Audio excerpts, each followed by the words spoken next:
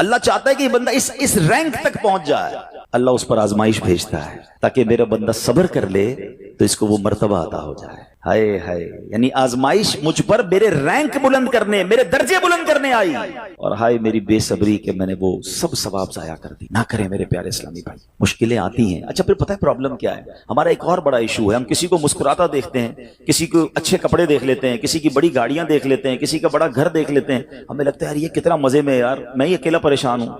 یہ آپ کی بھول ہے۔ ایک بات یاد رکھیے گا، زندگی کی گاڑی مسائل کے پہیوں پر ہی چلتی ہے۔ امیر کے مسئلے اور ہیں، غریب کے مسئلے اور ہیں۔ شہرت جس کو ملی ہے نا، اس کے پرابلمز اور ہیں، جو غیر معروف ہے اس کے پرابلم اور ہے۔ زمانے میں ہر کسی کو کچھ نہ کچھ ایشو ضرور ہے۔ یہ نہ سمجھے کہ یار یہ اتنا مسکرا رہا ہے، کیا پتہ اس مسکراہٹ کے پیچھے کتنے دکھ چھپائے بیٹھا ہے۔ آپ یقین کریں، بلیو کریں، ایسا نہیں ہے کہ سب لوگ 100% خوشحال ہیں، پرابلم سب کے ساتھ ہوتے ہیں۔ میں کیا بتاؤں آپ کو، ہمارے پاس تو لوگ دعائیں کروانے آتے ہیں نا، ایسی پرابلم بتاتے ہیں کہ پیروں سے زمین نکل جاتی ہے۔ بعض اوقات ہم اتنے بڑے گھر میں جاتے ہیں، اس کی گاڑیاں کروڑوں روپے کی کھڑی ہیں، ان سے ملاقات ہوئی، وہ کہتے ہیں حضرت آپ سے الگ سے دعا کروانی ہے۔ جب وہ بیچارہ اپنا مسئلہ بتاتا ہے نا، ہمیں لگتا ہے یار ہمارا تو غم ہی کچھ نہیں ہے، کتنی بڑی آزمائش سے گزر رہا ہے، کتنی بڑی پرابلم سے گزر رہا ہے۔ میں آج کی آپ کو مثال دیتا ہوں۔ ایک ہمارے بہت اچھے بھائی تھے، آج سے کچھ عرصہ پہلے انہوں نے ہمیں ایک ماشاءاللہ پراپرٹی دعوت اسلامی کے لیے، بچیوں کے مدرسے کے لیے دی، اور اس کے چند دنوں بعد ان کا وصال ہو گیا۔ ان کو بیچاروں کو کینسر تھا۔ میں ان کے گھر پہ دعا کرنے گیا، ان کے بیٹے نے مجھ سے جب گلے لگانا تو بیٹا رونے لگا۔ اچھا میں سمجھا کہ بیچارہ اپنے والد کو یاد کر کے رو رہا ہے، ظاہر ہے 16 دن پہلے انتقال ہوا۔ اندر گئے، دعا کی، اس کے بعد میرے کان میں کہتا ہے کہ عبدالحبیب بھائی اس وقت میری زوجہ ہاسپٹل میں ہے۔ میں نے کہا کیا ہو گیا؟ کہ میری وائف کو بلڈ کینسر ہو گیا ہے۔ والد کا کینسر میں انتقال ہوا ہے، اللہ نے بڑا نوازا ہے ان کو، جیولرز ہیں، لیکن میں یقین کریں، میں آپ کو سچ بتا رہا ہوں، میں گاڑی میں بیٹھ کے میں بھی رونے لگا، کیونکہ وہ بندہ جب مجھے چھوڑنے آیا نا پھر میرے گلے لگ کے رو رہا تھا۔ میں سوچنے لگا یار کتنا دکھ ہے لوگوں کو، اللہ نے کتنی بڑی ہم پر مہربانیاں کی ہیں۔ اگر مجھے کوئی بڑی بیماری نہیں ہے، میرے بچے میرے ساتھ ہیں، میری فیملی میرے ساتھ ہے، نہیں چاہیے یار دنیا کے سارے اللہ تللے نہ ملے اتنی ساری لگژریز، صحت سے بڑھ کے کچھ نہیں ہے، مگر ہمیں اس کی قدر ہی نہیں ہے، ہمیں اس کی کوئی اہمیت کا اندازہ ہی نہیں۔ پوچھو ان سے، کروڑوں روپے ہیں مگر علاج نہیں ہو پا رہا، ڈاکٹر بعض اوقات مایوس کر دیتے ہیں۔ کتنا تکلیف میں ہیں لوگ، اور ہم ہیں کہ چھوٹی چھوٹی باتوں پر بے صبری۔ صبر تو کریں، اللہ کی رضا پر راضی تو رہیں۔ میں نے آپ کو خاندان نبوت کا واقعہ سنایا، ارے کھانے کو کچھ نہیں ہے، کاش یہ بات ہمیں سمجھ آ جائے اور ہم ہر حال میں اللہ کا شکر ادا کرنے والے بن جائیں۔ اور ایک اور میں آپ کو بات بتاؤں، ہم جو دنیا والوں کو بتاتے ہیں نا، ہوتا کچھ نہیں ہے اس سے، مت بتایا کرو دنیا والوں کو، صحیح بتاتا ہوں، مت بتایا کرو، اپنے غم مت بتایا کرو، ثواب بھی چلا جاتا ہے۔ اور بعض اوقات یہ دنیا والے نا ہمارا مذاق بھی اڑاتے ہیں۔ ہم جب کسی کو اپنا پرابلم بتاتے ہیں نا، ہمارے سامنے تو بڑے اچھے بنتے ہیں کہ اچھا ٹھیک ہے میں کرتا ہوں کچھ، بعد میں جا کے دنیا میں باتیں کرتے ہیں، آیا تھا میرے پاس ہے، اس کا یہ مسئلہ ہے، ہاں باتیں بڑی کرتا ہے، بڑی پرابلم میں ہے۔ کیوں بتاؤں میں دنیا والوں کو؟ نعت کا شعر ہے نا، کسی کا احسان کیوں اٹھائیں، کسی کو حالات کیوں بتائیں، کیوں بتاؤں میں دنیا والوں کو مجھے کیا غم ہے نا؟ میرے آقا سلامت رہے ہیں، اللہ کے حبیب علیہ الصلوۃ والسلام ہیں، اور رب عز و جل کی بارگاہ ہے، میں ادھر عرض کروں نا، کسی کا احسان کیوں اٹھائیں، کسی کو حالات کیوں بتائیں، آقا تم ہی سے مانگیں گے تم ہی دو گے، تمہارے در سے ہی لو لگی ہے۔ ہاں اللہ رسول کی بارگاہ میں عرض کیا، ادھر آنسو بہاؤ، نہ بتاؤ دنیا والوں کو۔ ایک اور کمال کا شعر ہے کہ دنیا والے تو درد دیتے، دنیا والے تو درد دیتے ہیں، زخمی دل کی دوا مدینہ ہے۔ تو جب دنیا والوں نے کوئی ہمارا بھلا کرنا بھی نہیں، نہ ان کے ہاتھ میں ہے، شفا دینے والی ذات میرے رب کی، برکت دینے والی ذات میرے رب کی، تو اللہ سے ہی باتیں کرو نا۔ تو آج سے یہ ذہن بنا لے میرے پیارے اسلامی بھائی، مشکل آنی ہے تو صبر کے ساتھ وہ وقت گزارنا ہے، اللہ کی رضا پر راضی رہنا ہے۔ وہ بڑا کریم ہے، وہ اپنے غیب کے خزانوں سے آپ کو عطا فرمائے۔ توجہ بیان کی طرف رکھیے گا۔ اور اب آتے ہیں اس پورے واقعے سے ایک اور خوبصورت بات جو ہمیں سیکھنے کو ملی، اور وہ بات کیا ہے کہ نبی پاک کے خاندان کی سخاوت کیسی تھی۔ مولا علی شیر خدا کے پاس صرف 6 درہم تھے، آپ نے وہ سب کے سب دے دیے، مگر آج حال یہ ہے کہ لوگ اپنی زکوٰۃ ادا نہیں کرتے۔ آج زکوٰۃ لوگوں کو بھاری پڑنے لگ گئی ہے۔ جب کیلکولیٹ کرتے ہیں کہ جناب کروڑوں روپے زکوٰۃ، تو اس کے بعد ان کو بھاری لگتی ہے۔ نہ کریں ایسا، یہ زکوٰۃ مال کا میل ہے، اور اگر یہ مال کا میل آپ کے مال سے جدا نہ ہوا تو یہ آپ کے مال کو بھی میلا کر دے گا۔ ایک بات یاد رکھیے گا، سرکار دو عالم صلی اللہ تعالی علیہ وسلم کا یہ فرمان ہے، اپنی زکوٰۃ ادا کر کے اپنے مال کو مضبوط قلعوں میں قید کر لو۔ اگر میں اور آپ چاہتے ہیں نا کہ میری آپ کی پراپرٹی سیکیور رہے، ہمارے مال و اسباب سیکیور رہے، تو حدیث پاک میں تو فارمولہ موجود ہے کہ اپنے مال کو زکوٰۃ دے کر مضبوط قلعوں میں قید کر لو۔ لیکن یہاں زکوٰۃ دینے کے لیے تیار نہیں لوگ، लमसम निकाल देते हैं, कैलकुलेट नहीं करते। याद रखिए ये माल ही अजाब बन जाएगा अगर आप ज़कात पूरी अदा नहीं करते। अगर हमारे पाकिस्तान में सारे सरमायादार कुछ ना करें, अपनी ज़कात पूरी अदा कर दें, सारे जमींदार अपनी ज़कात पूरी अदा कर दें, आप अपनी आंखों से देखेंगे कि गुर्बत कितनी जल्दी खत्म होती चली जा रही है। मैंने एक बार कैलकुलेशन की, जरा सुनिएगा। पाकिस्तान ज़रई मुल्क है, ठीक है, और उसकी ज़राअत की जो कैलकुलेशन है वो इंटरनेट पर मौजूद है। You can search with yourself. आप चेक कर लें कि 2023 में पाकिस्तान की टॉप 20 क्रॉप्स कौन कौन सी हुई हैं। आप इंटरनेट पर खुद ढूंढ लें, आपके सामने उस क्रॉप की कैलकुलेशन भी आ जाएगी कि इतने मिलियन टन, इतने जनाब करोड़ केजी जो है वो गंदुम हुआ, तो कॉटन हुआ, तो फ्रूट्स हुए, तो शुगर हुई। पाकिस्तान को अल्लाह ने बड़ा नवाजा है।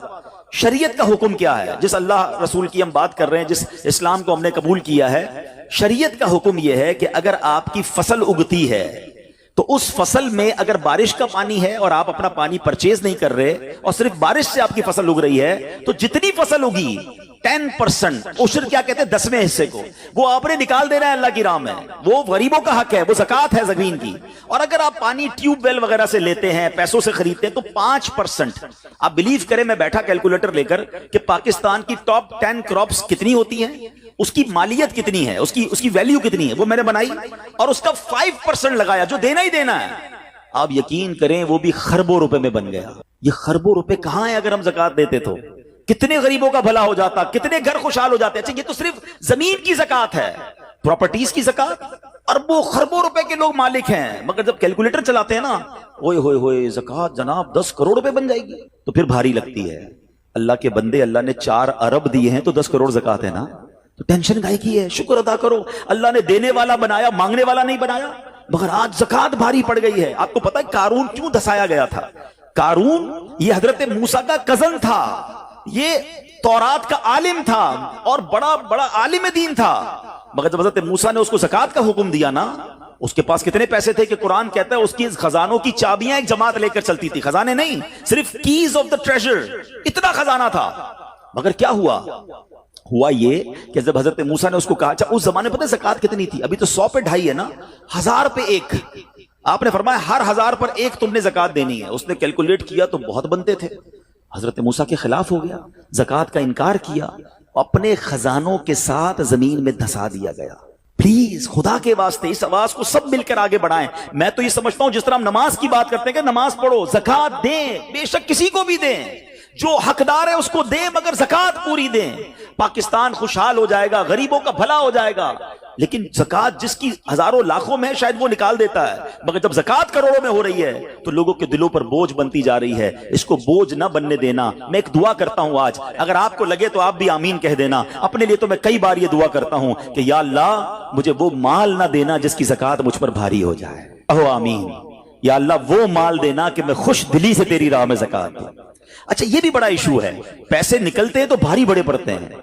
अल्लाह फरमाता है तुम उस वक्त तक भलाई को नहीं पहुंच सकते जब तक अपनी प्यारी चीज राह खुदा में खर्च ना करो। आप बेहतरीन खर्च करो ना, अल्लाह आपको उससे ज्यादा अता फरमाएगा। अच्छा, जब भी कैलकुलेटर, देखिए कुछ चीजें कैलकुलेटर से कैलकुलेट होती हैं, मगर अल्लाह की राह में जो खर्च करने वाला मामला है ना, वो रहमत के कैलकुलेटर से कैलकुलेट होता है। वो मेरे और आपके कैलकुलेटर से कैलकुलेट नहीं होगा। आप हिसाब करेंगे कि यार मौलाना साहब कह रहे हैं अल्लाह की राह में खर्च करने से माल कम नहीं होता, करोड़ रुपए हैं, 2.5 लाख ज़कात दूंगा तो 97.5 बच गए, ये तो कम हो गए। आप इसको कहीं नोट कर लीजिए, अगले साल आप करोड़ रुपए की ज़कात नहीं दे रहे होंगे, आप उससे ज्यादा की ज़कात दे रहे होंगे। ये कैसे? जो भी ज़कात देता है आप उसको पूछ लीजिए, हर साल उसकी ज़कात बढ़ती है। क्यों बढ़ती है भाई? ज़कात तो कम हो, पैसे कम होने चाहिए थे। नहीं जनाब, ये मेरे नबी अलैहिस्सलाम का वादा है। वैसे तो मेरे आका जो फरमाए हक है, मगर इस हदीस में अल्लाह के रसूल अलैहिस्सलाम ने कसम उठाई। आप फरमाते मैं कसम खाकर कहता हूं अल्लाह की राह में खर्च करने से माल कम नहीं होता।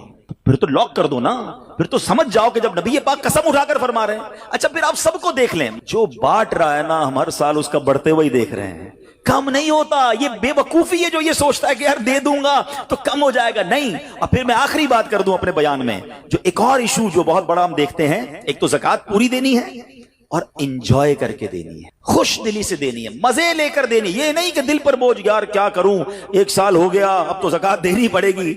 नहीं, ये नहीं। दो और एंजॉय करो, अल्लाह की राह में खुश दिली से दो। एक वाकया सुन ले, बात और क्लेरिफाई हो जाएगी। हजरत अबू जाफर अपने जमाने के बड़े अब्दाल हैं, उनके घर में एक फकीर आया तो उन्होंने अपनी ज़ौजा को कहा कि اپنے پاس کیا ہے دینے کے لیے؟ کہ حضور صرف 4 انڈے ہیں گھر میں, nothing else, 4 eggs only. کہ یہ چاروں ہی دے دو. ایمان اور عقیدہ اور بلیف دیکھیں, چاروں دے دو. چاروں دے دیے. تھوڑی دیر بعد دروازے پر دستک ہوئی, دیکھا تو ایک بندہ ٹوکری لے کر آیا. کہا کیا ہے؟ بیگم سے پوچھا, کہا آپ کے دوست نے انڈے بھجوائے ہیں. کہا کتنے آئے ہیں؟ کہا صاحب ذرا سنیے گا, کتنے آئے؟ تو کہا کہ 30 آئے ہیں. کہا 30 کس حساب سے آئے؟ ہم نے تو 4 دیے تھے نا. اب ایمان, ان کا عقیدہ اور ان کا بلیف دیکھے. کیا 4 دیے تو 40 آنے چاہیے تھے. ایک کا 10 اللہ کا وعدہ ہے نا. تو کہا حضور آئے تو 40 ہیں مگر 10 انڈے ٹوٹے ہوئے ہیں. تو آپ نے اپنی زوجہ سے پوچھا کہ سچ بتاؤ, جو تم نے 4 دیے تھے اس کی کنڈیشن کیا تھی؟ کہا حضور بات یہ, جب میں نے 4 دیے تھے نا اس میں بھی 3 ثابت تھے, ایک ٹوٹا ہوا ہی تھا. یہ فارمولا آج یاد کر لو, پورے دو گے پورے ملیں گے, ٹوٹے دو گے ٹوٹے ملیں گے. اب آپ چیک کیجئے کہ جب اللہ کی راہ میں خرچ کرنے کی باری آتی ہے, میں اپنا مال دل سے نکلتے ہوئے دکھ ہو رہا ہے یا خوشی ہو رہی ہے, بہترین دے رہا ہوں یا بچانے کی کوشش کر رہا ہوں. ہمیشہ یاد رکھیں, ہم اللہ کی راہ میں خرچ کرتے ہیں, ہمارے پیسے نہیں پہنچتے وہاں پر, وہاں نیت پہنچتی ہے. اب مجھے بتاؤ نا یار, ہم اپنے لیے خرچ کرتے ہیں بہترین کھانا, بہترین لباس, اور غریب کو دینا ہے تو بچا ہوا لیفٹ اوور. اب اچھا اب میں کہتا ہوں 100 بندوں کو نہیں کھلا سکتے, نہ کھلائیں, 2 کو کھلائیں, اچھا کھلائیں, کوئی بات نہیں. آپ کسی کے دل میں خوشی تو داخل کریں. اپنے گھر والوں کے لیے لباس خرید لیں, 2 غریب بچوں کے لیے ویسا ہی لباس خرید لیں, پھر دیکھیں آپ کو کیسی برکتیں ملتی ہیں. تو ہمیں اس بار یہ ایک انداز اختیار کرنا ہے کہ ہم نے اللہ کی راہ میں بہترین خرچ کرنا ہے. اس کو ہمیں غلطی کیا کرتے ہیں, فطرے کی. جو فطرے کی جو بات ہے اس میں آپ کو ایک بات بتاتا ہوں. فطرہ حدیث پاک میں 4 قسم کا بیان ہوا ہے, گندم کا, جو کا, کشمش کا اور کھجور کا. ٹھیک ہے, لیکن ہم بچپن سے سن رہے ہیں, جب بھی فطرے کی باری آتی ہے ہم پہلے 50 روپے تھا وہ دے دیا, 100 دے دیا, 200 دے دیا, 300 دے دیا. ہمیں یہ پوری حدیث یا تو ہم نے پڑھی نہیں تھی یا ہمارے ذہن میں نہیں تھی, مگر حدیث پاک میں 4 قسم کا فطرہ بیان ہوا ہے. غریب آدمی گندم کا فطرہ دے دے کوئی بات نہیں, مگر جو روزانہ بہترین افطاری کر رہا ہے, بہترین کھانے کھا رہا ہے, سچ بتاؤ اس کو کون سا فطرہ دینا چاہیے؟ میری افطاری روز اجوا کھجور سے ہے اور عید والے دن میں گندم کا فطرہ دے آتا ہوں. ہمیشہ یاد رکھے, اچھا خرچ کرے نا. اس بار فطرہ جس کو اللہ نے جیسا نوازا ہے, غریب آدمی کے لیے بات نہیں کر رہا, جس کو نوازا ہے رب نے. کیا ہم کبھی ایسا کرتے ہیں کہ عید کی شاپنگ کے لیے جائیں, دکاندار سے کہیں کہ یار جو کپڑا سب سے سستا ہے وہ نکال دو, سب سے سستے جوتے نکال دو, میں نے عید پڑھنی ہے. بہترین چاہیے, اپنے لیے بہترین لینا ہے, اللہ کی راہ میں لوئسٹ والا فطرہ دینا ہے.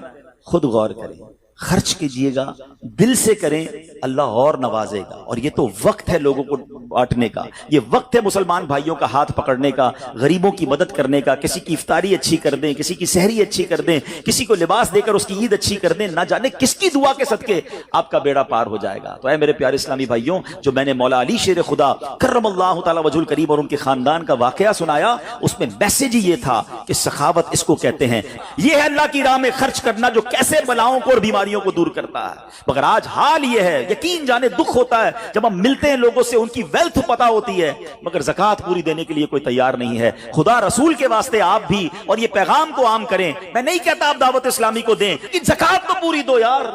یہ وہ مال ہے جو آپ مارے جاؤ گے, یہ مال آپ کے لیے عذاب کا باعث بن جائے گا. اور واللہ میں 2-4 دن پہلے ایک بزنس مین کے پاس گیا, بعض اوقات ہمیں بزنس مین بھی سکھا رہے ہوتے ہیں. کیا کمال کی اس نے مجھے بات کہی, وہ کہتا ہے عبدالحبیب بھائی میرا یہ پیغام ذرا بزنس کمیونٹی تک پہنچائیے گا کہ جو زکوٰۃ نہیں دیتے نا اور جو خرچ نہیں کرتے, ان کو پتہ ہی نہیں ہے وہ کتنا بڑا لاس کر رہے ہیں.